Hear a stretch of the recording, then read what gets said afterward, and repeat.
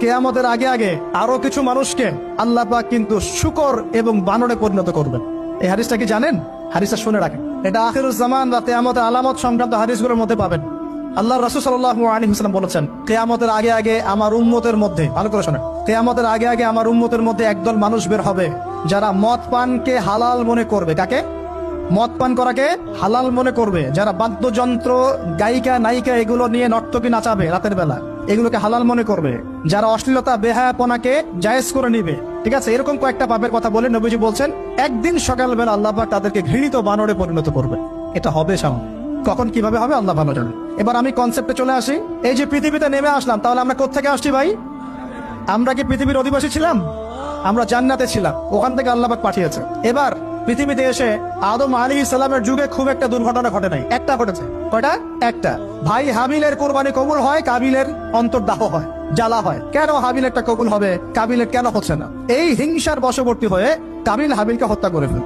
হত্যা করে লাশটা দাফন করার পদ্ধতিও তার জানা ছিল না। আল্লাহ কাককে পাঠালেন, কাককে দেখে সে শিখলো। প্রথম দুর্ঘটনা হচ্ছে হাবিল কাবিলের দুর্ঘটনা। বলে রাখি, আজকেও নিজের ভাইয়ের বেশে বহু কাবিল মুসলিম সমাজের মধ্যে ঘুরে বেড়ায়। নিজের ভাইয়ের লেবাসে, পোশাকে, সুরতেই বহু কাবিল এখনো কিন্তু মুসলিম সমাজে ঘুরে বেড়ায়। তো আমরা কাবিলদেরকে কাবিলের পরিণতি সম্পর্কে সচেতন করতে চাই।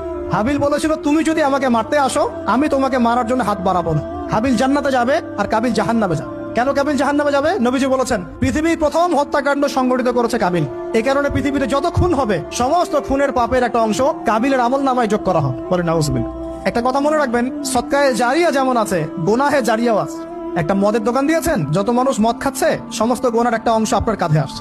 সিনেমা হল করেছেন, মানুষ সারাদিন নেকটা ছবি দেখে, নগ্ন ছবি দেখে, যত মানুষ এখানে পাপ করবে, সমস্ত পাপের একটা অংশ আপনার কাঁধে যাবে। আবার একটা মাদ্রাসা করেছেন, যত মানুষ এখানে দ্বীনি ইলম শিখবে, এই নেকির একটা অংশ আপনি পাবেন ইনশাআল্লাহ। মরে গেলেও কবরে পাবেন ইনশাআল্লাহ। আল্লাহ পাক আমাদের সবাইকে সদকায়ে জারিয়া করার তৌফিক দেয়, গুনাহে জারিয়া থেকে বাঁচিয়ে রাখুন। খুব খেয়াল রাখবেন, আল্লাহ পাক আমাদের হেফাজত করুন বলি আমি।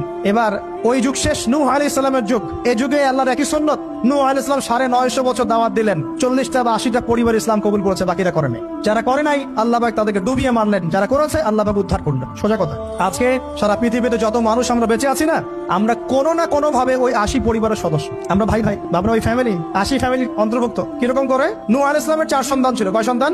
এক সন্তানের নাম হচ্ছে হাম। কি নাম? হাম। হাম ছিল একটু কালো বর্ণের। হামকে দিয়ে আফ্রিকার কন্টিনেন্টে যত মানুষ দেখছেন ব্ল্যাক স্কিনের, কালো স্কিন, এরা সবাই হামের বংশধর। মজা না বিষয়টা? মানুষের অস্তিত্ব পৃথিবীতে, ইতিহাস, এগুলো খুব ইন্টারেস্টিং টপিক।